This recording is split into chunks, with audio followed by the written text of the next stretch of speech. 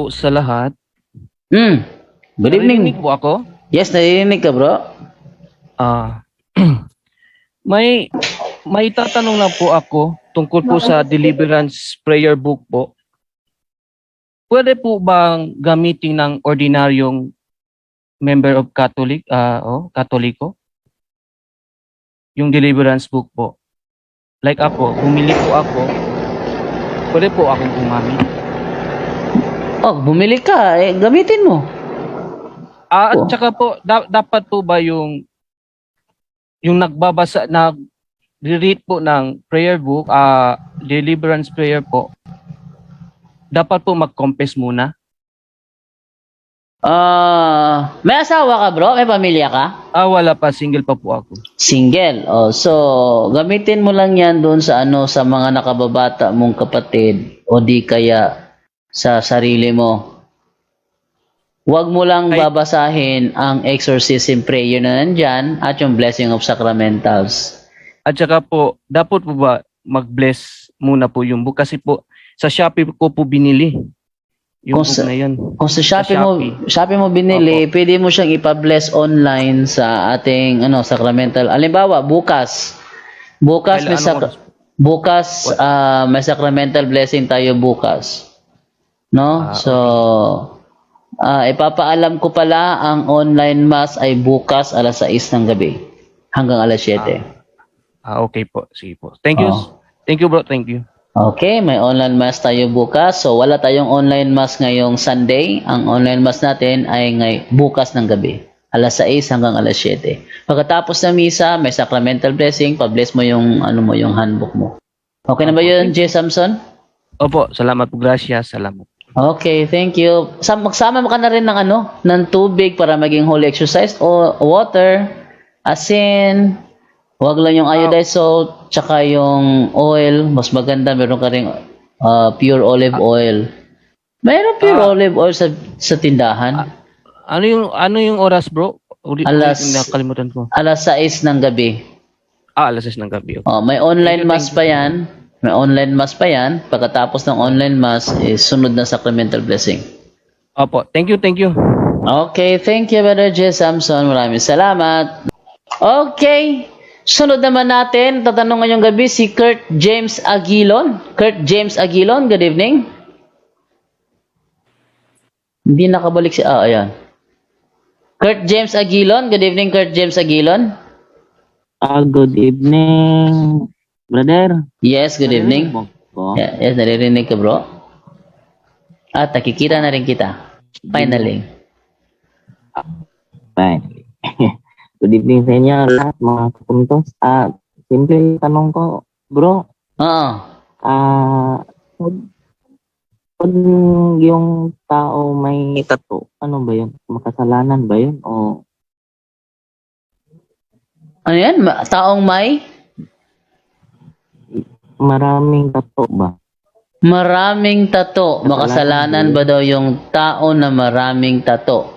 Bigay natin ng pagsagot kay Brother Wendell. Makasalanan ba daw, Brother Wendell, ang taong maraming tattoo? Okay, maraming salamat sa tanong, no? Una, di natin alam kung siya lang ang nakakaalam kasi sa kanyang mga kasalanan, no? Pero sa Biblia, malinaw po na may mga nakasulat sa Biblia pagbabawal sa pagtato, no? Lalo na kung iyon ay may kaugnayan sa okultismo. Pero may opinion ang ibang mga kaparian, may mga pari nga na sa YouTube nag-discuss tungkol sa tato at may kunting tato sila sa cross, no? Ito lang ang tandaan natin batay sa tinalakay sa PACE, Philippine Association of Catholic Exorcists, na merong ink na consecrated sa demonyo. Mag-ingat umano niyan. dahil malaking epekto yan. At hindi natin alam kung yung ginagamit ay consecrated ba sa demonyo. At lalo na yung mga tato na mukha ng demonyo, may epekto talaga yan. At saka Bro Jando, dagdagan ko na lang Bro Jando. Tandaan po natin mga kapatid, no, sa Bible study po namin, no, tinuruan kami ng kaunti sa sa philosophy, no, what is God in philosophy. So accordingly, no, sa turo natin, God is simple. God is simple, na ang ibig ko sabihin, walang labis, walang kulang. What is God? That is God. No, walang labis, walang kulang. At kung titingnan natin sa sulat ng mga apostol, we are the temple of God. No, yung ating katawan, ang templo ng Diyos. Kay San Pablo pa nga, sabi niya, the church is the body of Christ. No? So, since tayo po ang katawan ng Diyos, tayo ang templo ng Diyos, na sa philosophy, God is simple, walang labis, walang kulang. Dapat kung ano tayo nung lumabas, dapat gano'n na lang ho tayo. Huwag na ho sanang dagdagan, napakaraming tato pa yung tanong. Kasalanan ba? Unang Timoteo, Bro John, pakibasa, unang Korinto 3:16, 17, Bro John, sa magandang balita Biblia, bro. Okay. 16 to 17. Hindi ba ninyo alam na kayo'y templo ng Diyos at naninirahan sa inyo ang kanyang espiritu? Paparusahan ng Diyos ang sinumang magwasak ng templo niya, sapagkat banal ang templo ng Diyos at kayo ang templong yan. Banal po ang templo ng Diyos. Tandaan palagi po sa philosophy, God is simple. What is simple? Walang labis, walang kulang. Yun lang, Bro Jando, salamat. Yeah. Bro Jando, Yes. Leviticus chapter 19. Siguro kaya nga binanggit ni Lord yan, ayaw niya to, no? So Leviticus chapter 19:28 po. Okay, Leviticus 19:28. Sabi dito, you shall not cut yourselves nor put tattoo marks upon yourselves in connection with funeral rites. I am the Lord. So sa Tagalog nga natin para mas maano sa mga tao po. Okay, Tagalog, sabi dito, huwag kayong maghihiwa sa katawan dahil sa isang namatay, ni maglalagay ng tato. Ako si Yahweh. Biblical po yan, no, noong pa man. So, mas maganda, wag na lang po. Napakalinaw po, nung unang Korinto chapter 3, verse 16 to 17, tayo po ay templo ng Diyos, no, yung tao. So, maliwanag yun, paparusahan ko. Kaya nga pati nga po yung bisyo, yung alak, yung sigarilyo, yung mga drugs na yan, wala naman sa Biblia yan. Sabi, shabu, wala sa Biblia. Pero, sinisira ang katawan. Kung ang katawan mo templo ng Diyos, ano ibig sabihin yun? So, paparusahan po tayo ng Diyos. Yun po ay ayon sa Biblia. Yun lang po, maraming salamat. Pero, bigyan lang natin ng consideration, ano? What if doon sa mga tao na natatuan na? Ibig sabihin ba, wala nang kaligtasan yon? Hindi po, yung ano yan di ba nga noong pa man, kahit nga si San Pablo, makasalanan siya, pero hindi niya alam. So, yung mga hindi nakakaalam naman po noon, yung mga ang tawag bunto sa theology natin, no fault on your own. So, wala naman po tayong alam noon. Ngayon, nalaman natin, yun ang delikado. Yung hindi mo alam at pagsisisihan mo and you need to confess. Halimbawa, lahat po ng mga nakikinig ngayon, thousands of people, no? Kung may tattoo kayo, ikumpisal nyo po yan. Bawal na bawal ng Diyos yan. Lalo na yung sinabi ni Bro Wendell, yung may tattoo ng mga dragon at kung ano-ano pa. At kahit anong tattoo kasi nga po ang templo ng Diyos po talaga tayo at ang habilin sa atin magpakabanal. So, bawal ng Diyos dahil templo daw na ngayon, kung nakapag-tattoo ka na, ikumpisal mo na lang po yan dahil hindi mo na man alam no fault on your own. So, wala pong yan, basta i-confess po natin. Mapapatawad po tayo ni Lord. Salamat po. Ayun. So, hindi na kailangang i-delete at wag na kayong magdagdag.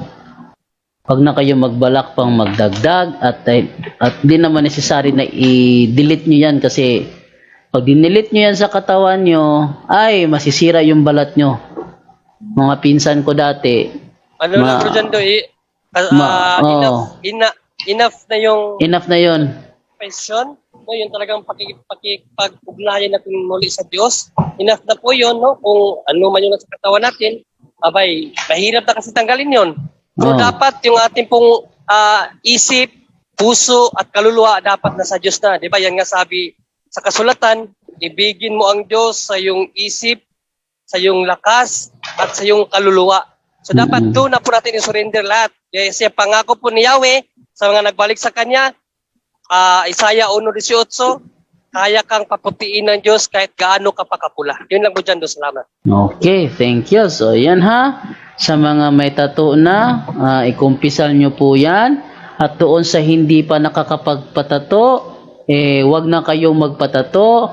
At doon sa naman sa mga may tattoo, wag nyo nang i-delete yan dahil masisira lang yung balat nyo. Okay, Kurt James Aguilon. Na-enjoy ako gagawa ng Oy, Bro building dito. Jando! Bro Jando, Oo. wag mo na lang ipanawagan na wag i-delete yung mga tato. Wag mo lang dagdagan. Ayan na. Kung anong, Yun na nga. kung ano yung gawin nila. Oh, yun na nga, wag nang dagdagan. Sabihin, wag ka nang magtato. Tsaka, Wag na magdagdag.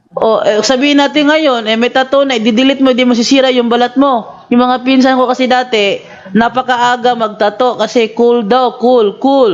Ngayon, Art, hindi, ang sabi nila po dyan, art daw, art. art daw.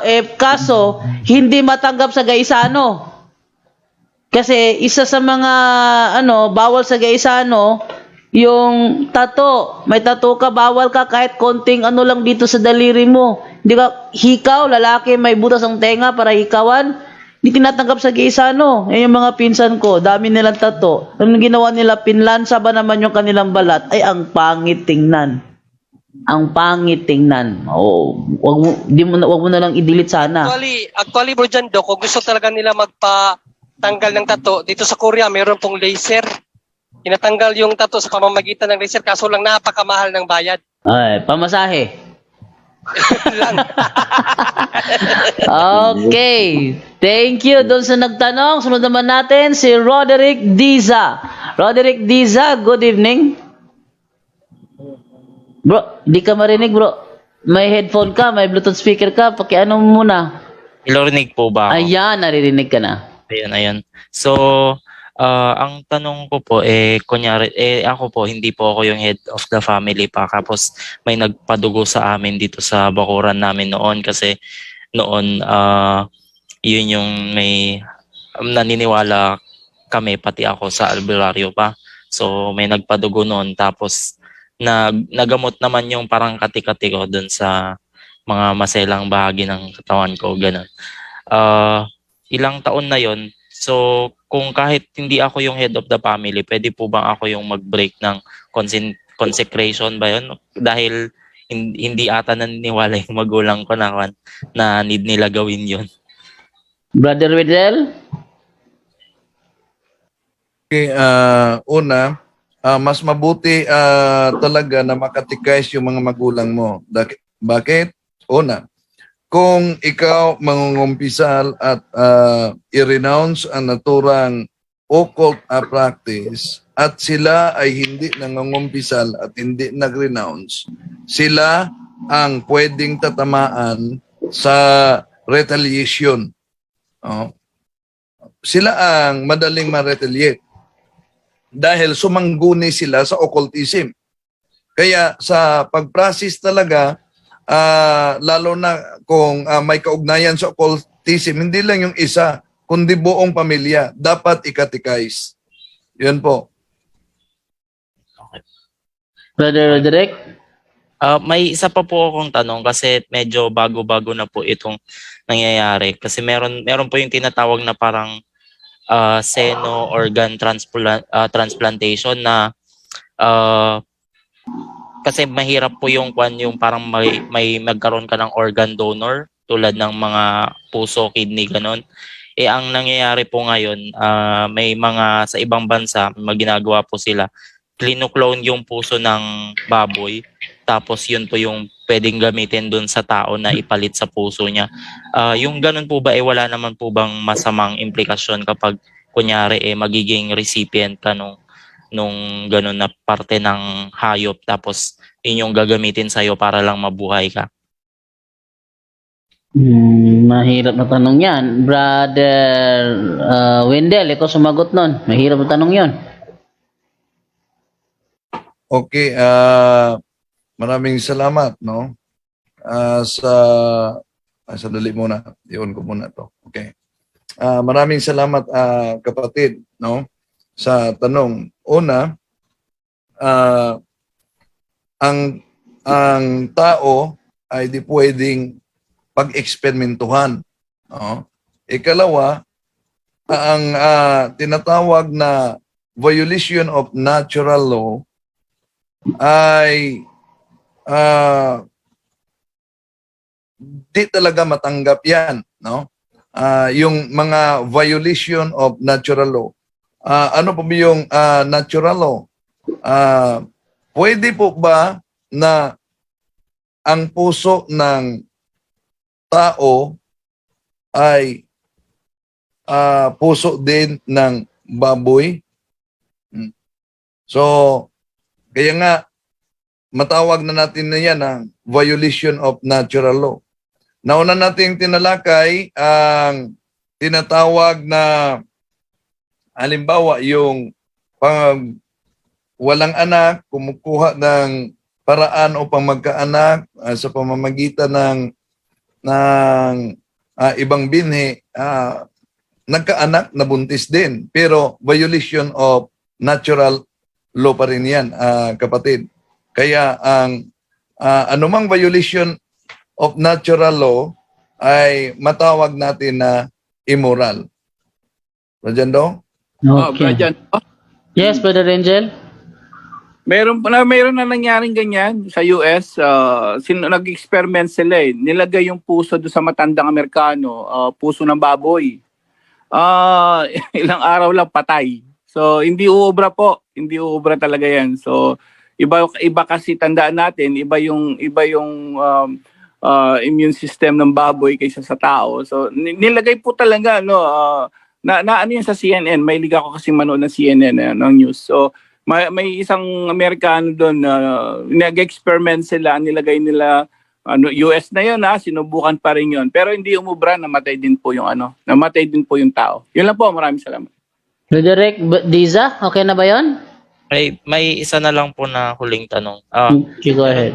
Meron ako yung parang alam po dun sa yung mga test tube baby na parang embryo siya. So parang nabuo yan na yon tapos ilalagay na lang sa isang gustong maging surrogate na nanay. Kapag minsan po kunyari may dun sa mga bansa na legal yung ganun, minsan ang nangyayari hindi na tinutuloy na parang bubuhayin yung mga embryo na yon. So kapag sisirain po ba yung mga embryo na yon, may kasalanan ka rin po ba kasi parang nasa labas siya ng sinapupunan ng kahit ano para tapos nasa test tube lang siya. So hindi alam kung buhay pa siya o patay. So may kasalanan ka po ba na magagawa kapag yung mga yon kasi minsan kailangan po kasi sirain kasi yung mga nagbigay na donor ayaw nang ituloy na buhayin yung na ipagbuntis pa yung mga pinagawang mga test tube na baby. Brother Tata? Brother Wendell, ang expert na sa result. Pasensya na po, medyo. Brother Wendell? Okay, nauna natin na tinalakay na tungkol diyan. Isa rin yan na tinatalakay na violation of natural law, no? At kasalanan din yan. Bakit? Yung origin mismo, kadalasan, yung origin kung saan nila kinuha ang binhi sa pamamagitan ng masturbation. At sa masturbation mismo, na source niyan sa Catechism of the Catholic Church ay kasalanan din, no? So, kaya kasalanan ang naturang ginawa, kapatid. Bro Jando? Hindi, Brother Wendell, ibig sabihin ba, halimbawa, yung mga embryo na nasa test tube, sisirain mo yon. Ibig sabihin, yung mga buhay na nasa loob, papatayin mo. Yung sisira doon, magkakasala ba? Yun ang tanong niya. Yes, magkakasala pa rin dahil may buhay yon. So wag na lang pakialaman. Pero kung yun ay ituloy pa rin, magiging kasalanan din dahil violation sa tinatawag na natural law. At yung origin sa pagkuha kadalasan sa pamamagitan ng masturbation. Kaya ang punto dito, wag na sumangguni sa ganyan dahil violation yan sa natural law. Yun. Bro Jando, nasa CCC natin po yan, lahat ng mga nakikinig, lahat ng contraceptive, lahat ng mga maraming yung tinatawag mga inseminations, artificial, CCC 2376 po hanggang 77. Ay, teka, magbubukas pa ako. Okay, magbubukas muna ako dahil hindi ko napaghandaan yan. Yan tungkol sa magbubukas pala ako ng CCC. Okay. Kung ng mga ano yan. Catechism of the Catholic Church. 2376. Surrogate mother, insemination, artificial, homologous, fertilization, kompleto po yan. Nasa Okay. CCC natin. Okay, so ito natin. Meron ba ako CCC dito? Okay, ayan. 2376. 2376 hanggang 77 po. Okay, sabi dito, techniques that entail the dissociation of husband and wife by the intrusion of a person other than the couple, donation of sperm or ovum, surrogate, uterus, are gravely immoral. Gravely This- immoral, Malinaw po yun. Po, tuloy. These techniques, heterologous artificial insemination and fertilization, infringe the child's right to be born of a father and mother known to him and bound to each other by marriage. They betray the spouse's right to become a father and a mother only through each other. Techniques involving only the married couple, homologous artificial insemination and fertilization, are perhaps less reprehensible yet remain morally unacceptable. They Unacceptable. They dissociate the sexual act from the procreative act. The act which brings the child into existence is no longer an act by which two persons give themselves to one another, but one that entrusts the life and identity of the embryo into the power of doctors and biologists and establishes the domination of technology over the origin and destiny of the human person. Such a relationship of domination is in itself contrary to the dignity and equality that must be common to parents and children. Under the moral aspect, procreation is deprived of its proper perfection when it is not willed as the fruit of the conjugal act. Okay na po yan. Opo, Oo. yan. In other words, pagka ang pinaka-summary po niya, lahat ng mga nakikinig ngayon, it is immoral because sabi niya, they involve sexual act procreative but not unitive. In other words, pag tinagalog mo yon, hindi dun mismo exact yung natural yung sabi ni Brad Wendell kanina, natural law na between husband and wife.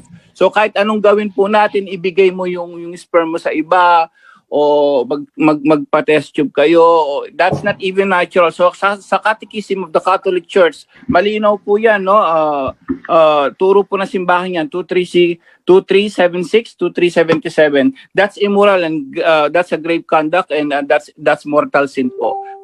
Ngayon, paano yung nakagawa na? Ano solusyon natin? Of course, lagi natin sinasabi, Isaias 1:18, kahit gaano mang kaitim ang buthiwo, ang puso mo, kahit gaano makasalanan, ikumpisal po natin lahat yan. Wala naman pong lahat po, sabi nga, that's no fault on your own. Ikumpisal nyo lang po, mga nakagawa na nun, mapapatatawarin po tayo ni Lord. Pero yung mga nagpaplano Yung mga hindi magkaanak at gagawa ng mga ganon, that's against the teachings of the Roman Catholic Church. Yun lang po, maraming salamat. May isa na lang po ako, pasensya na po, ang dami. Paano po pala, di ba, ang alam ko pong bawal po sa atin yung mga contraceptives, lalo na mga artificial. Paano naman po yung mga pills po na ang resulta naman po nagpapa-improve naman po ng fertility? Okay po ba yung mga ganun? Wala ka po bang magiging kasalanan kapag ganun po yung gagawin mo po naman na mga fertility enhancing na mga iinumin o kahit ano, yun po. Brother Wendell? Well, may mga gamot na yung tinatawag sa Cebuano pakapit na hindi malaglag ang bata sa sinapupunan. Hindi yan against sa morality. Yung pills na para mabuo talaga ang sperm o egg cell para magkaanak, hindi yan against o hindi yan matawag nating contraceptive.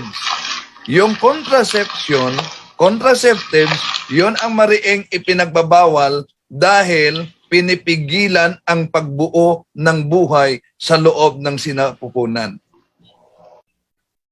Yun. Brother, Roderick, okay na ba yun? Okay po ako. Okay po ako. Oh. Salamat po lahat. Naliwanagan po ako.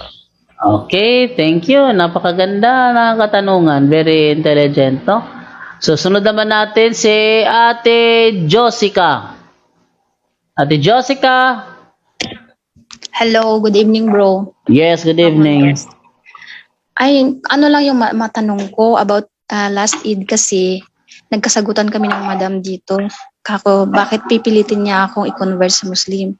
Hindi kami naniniwala sa Quran dahil Bible lang kami, kako sa kanya. Sabi niya, mayroong Mary at Jesus sa Quran.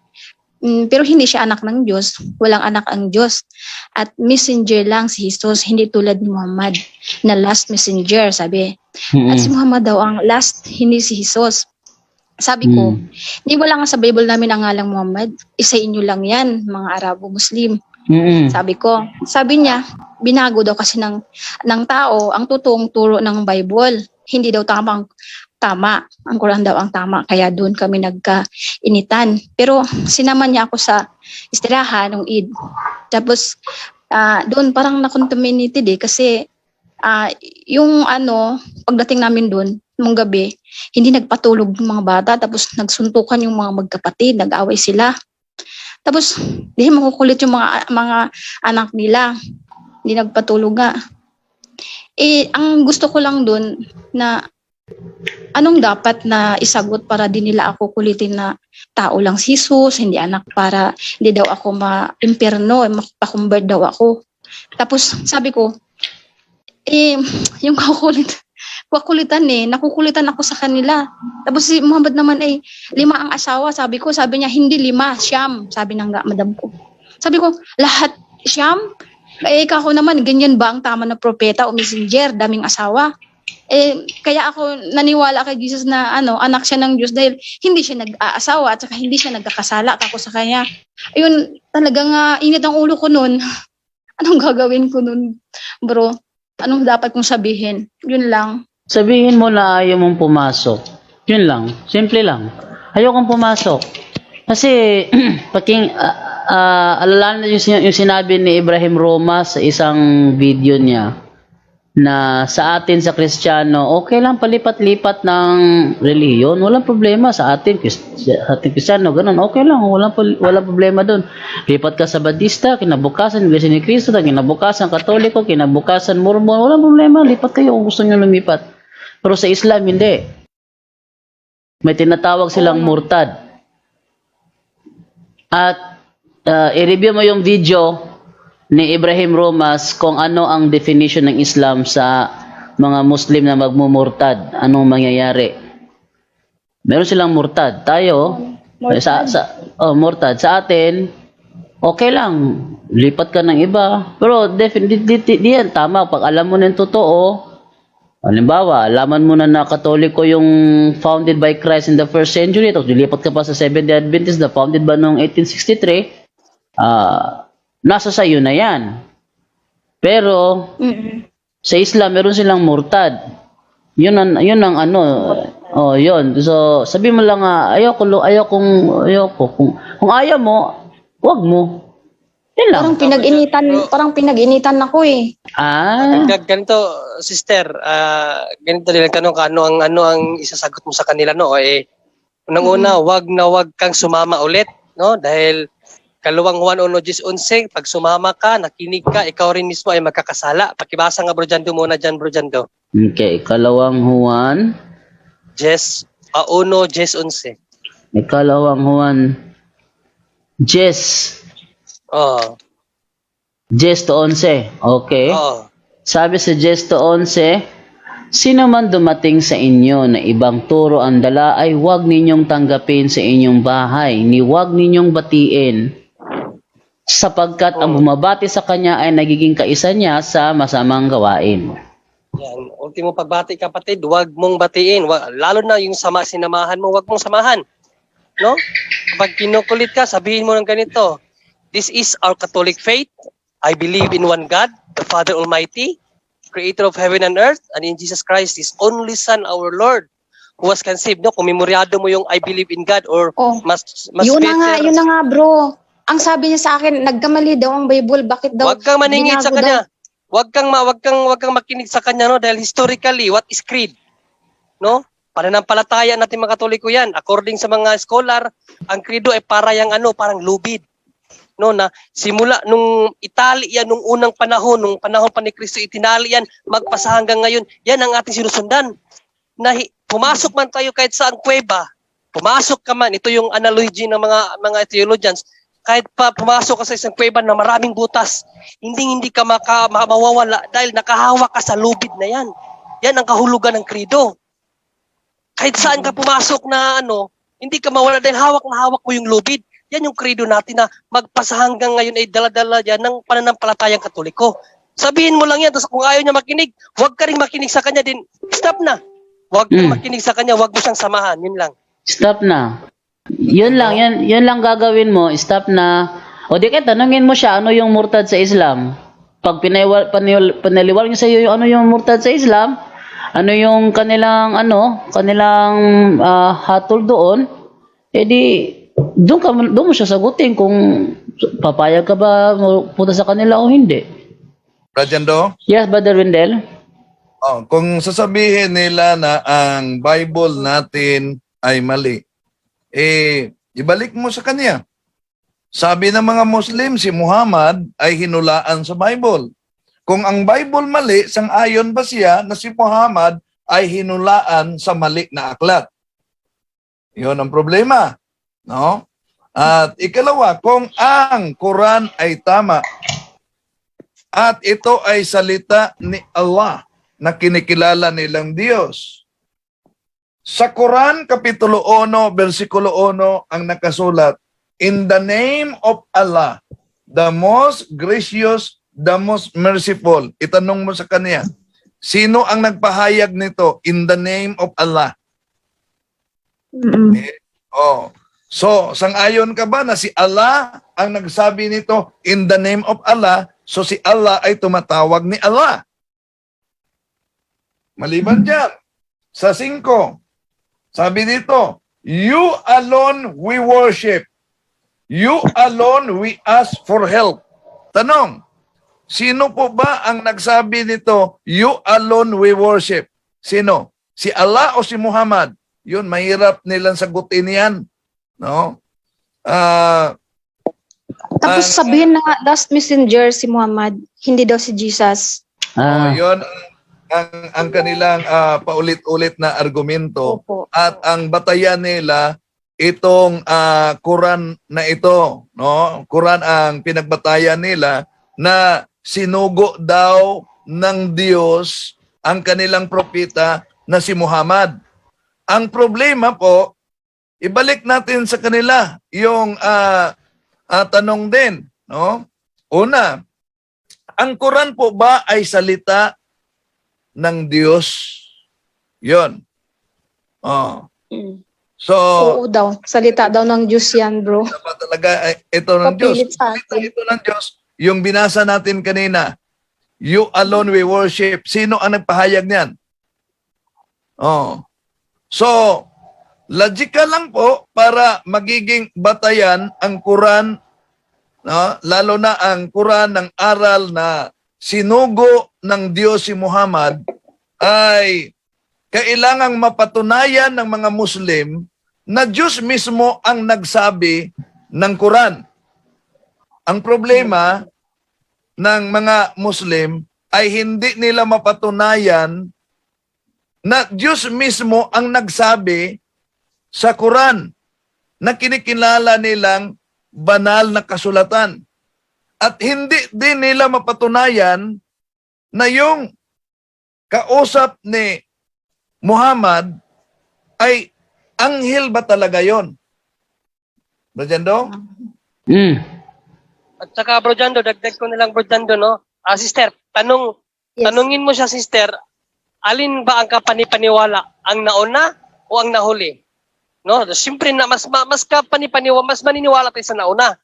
No, kasi tanong siya na mas credible si Muhammad dahil si Muhammad ang huling sugo. No, sabi niya, tanungin mo kung alin bang nauna, ang Biblia o ang Quran?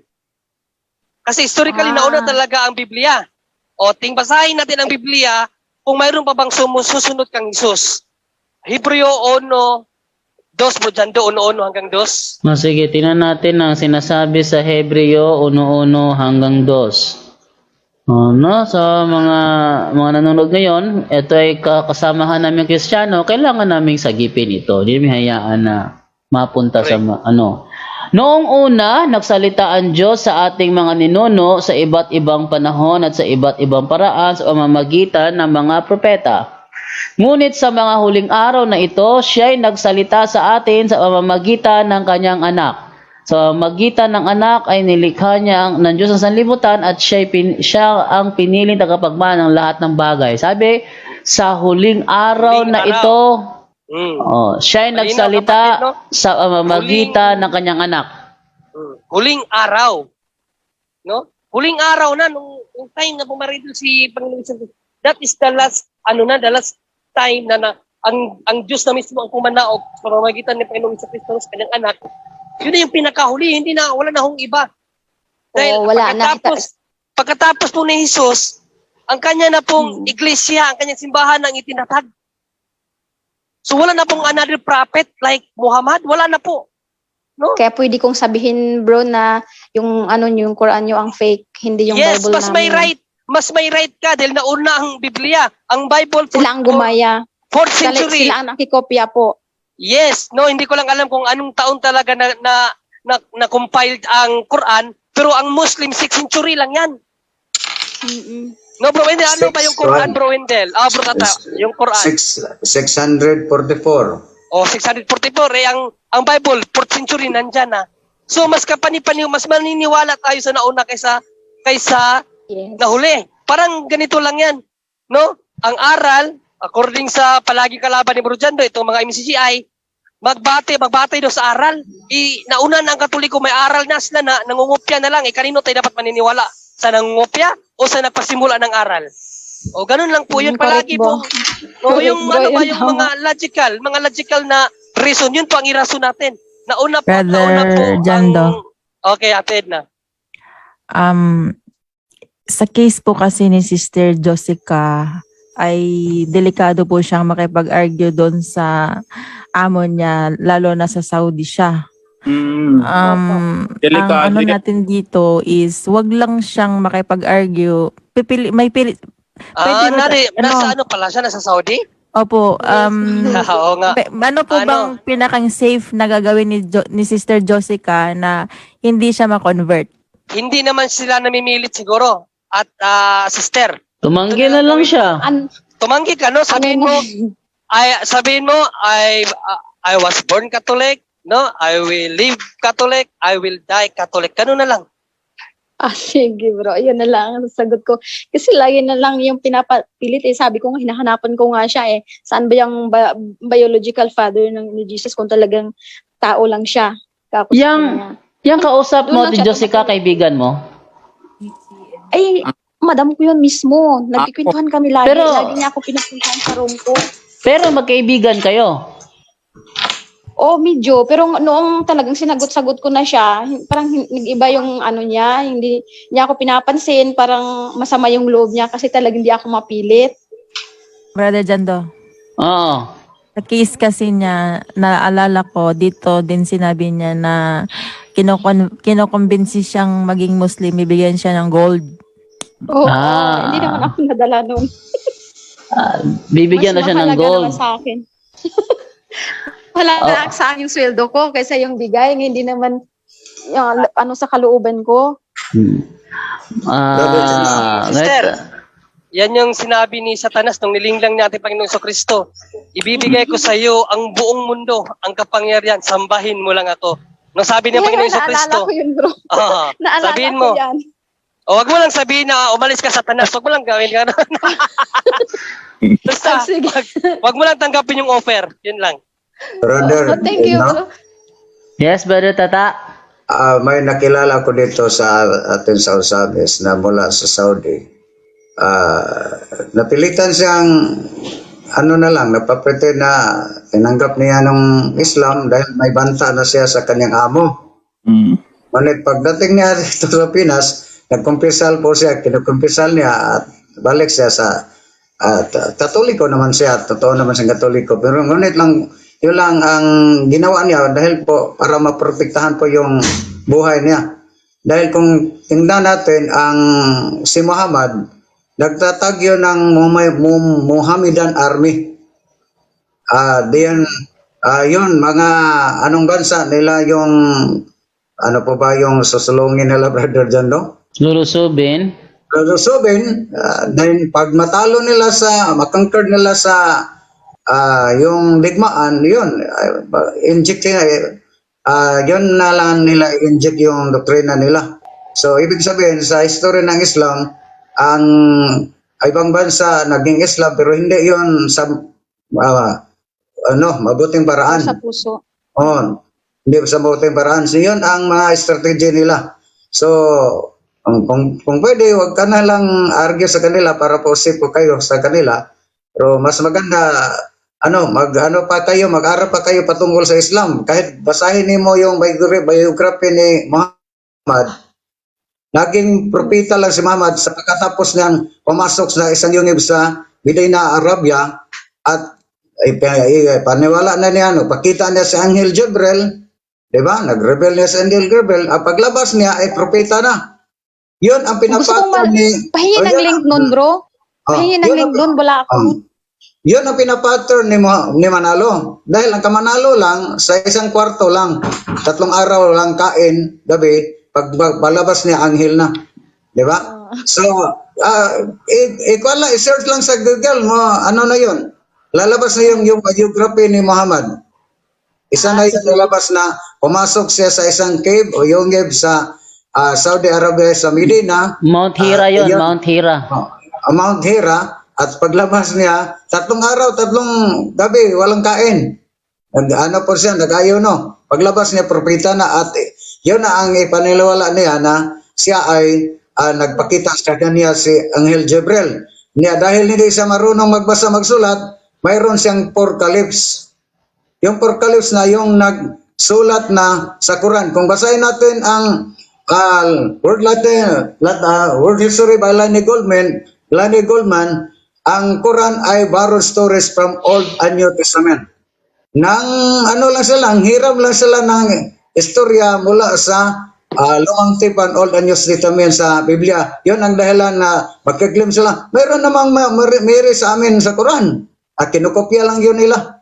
Yan lang yun aking masishare. So kung pwede, wag ka na lang makikarga para safety po kay lalo amo mo. Amo mo. So, yun na lang siguro ang dapat mong gawin. Bro, Thank you, bro. Ay, sister. Yes, bro. Yes, bro, Jando. Oo. May konting share ako dyan. Alam nyo yung pag-argument na ganyan. Mayroon po si sister wife kung best friend siya, no? Sa Saudi ba yun, no? Si Puti. Matagal po sila hindi nagkita. Ngayon, pero alam po ni sister wife po, yung best friend niya talaga, best friend niya na-convert ng Muslim. So matagal na sila magkatrabaho sa Pilipinas, alam niya na convert na. Tapos nagkaroon nandito na nung dumating ako rito, yan nga natuto si sister wife sa Catholic defending of the Catholic Church. Tapos nag-usap sila, Muslim na ngayon to. Muslim na ito pong best friend, no? Itong best friend niya, nag-uusap ngayon sila. First time nag-usap, nagkumusta. Masaya pa sila dahil best friend nga. Ngayon, ang nangyari lang, pinaano ngayon yung may vlog po ako tungkol sa Katoliko nga, may vlog ako eh. So sabi nitong best friend niya, dahil Muslim, asawang Muslim, matagal na Muslim eh, nasa Saudi rin yata. So, alam niyo po, sabi ng sister wife ko, ay panoorin mo yung vlog ng husband ko, sabi niya. Alam niyo po, sabi nung best friend niya na Muslim, ay sabihin mo sa asawa mo sa akin siya magtanong. Hindi ko yan panonoorin pero sabihin mo sa akin siya magtanong tungkol sa Muslim. Tapos ang nangyari po, medyo inanuan ko na kasi sabi ng Biblia, maging handa tayo sa pagtatanggol sa pananampalataya. So, may sinabi siyang against Catholic eh. So, ngayon, sige nga po. First time ko po nakausap yun, Muslim na best friend po niya. Matagal na sila mag-best friend. Ngayon, ang nangyari, tinanong ko, sabi kong unang tanong ko pa lang sa kanya itong babaeng Muslim. Unang tanong ko, naniniwala po ba kayo kay Jesus Christ? Kasi sabi niya, magtanong ako, magtanong ka sa akin. Sabi niya, sige, naniniwala po ba kayo kay Jesus Christ? Sabi ko, oo naman, siya yung maghuhukom sa ating lahat. Sabi niya, alam namin siya yung darating at maghuhukom. Ngayon, ito yung pangalawang tanong ko. Dito na siya nagwala eh. Sabi ko, sister, paano kayo maliligtas niyan? Kung ang maghukom sa atin si Kristo, hindi ka Kristiyano. So, hindi ka Kristiyano, paano ka maliligtas? Naniniwala kayo si Kristo ang magliligtas, ang maghukom. Alam niyo po, from that, nag-isip siya, nagwala, nag-away, talagang kung ano pinagsasabing masasakit sa akin, hindi naman ako kilala. Later on, kung ano na pinagte-text, nagwala. Dahil doon sa salitang, paano kayo maliligtas? Alam niyo si Kristo ang maghukom, hindi naman kayo Kristiyano. Simple question, nawala po ang pagka-best friend nila. So medyo, yan kasi mahirap. Kung marunong ka, lalo silang maiinis. Pag hindi ka naman marunong, kukuliting ka nila. Obligasyon po kasi natin talaga yan, no? 1 Peter chapter 3, verse 15 or 5:13. Pero, mas maganda po siguro sabihin mo na lang and then you need to keep quiet na lang afterwards. Kasi nawala po at ilang buwan lang po namatay po yung best friend niya yun. Walang buwan lang, oo. So namatay po yung Muslim na best friend niya. So naabutan lang ng asawa niya Muslim sa kwarto, patay na. Pero ayaw naman natin sana kaawaan siya ng Diyos. So mas maganda po, tumahimik na lang, sabihin mo yung gusto mo, and then just keep quiet na lang po para walang away. Yun lang po, maraming salamat. Okay, salamat bro. Okay, thank you Ate Jessica. Idea. Okay po, thank you bro. Okay, maraming salamat. So, lipat naman ako sa isa naman ang magtatanong naman, itong si Bro Chris. Bro Chris?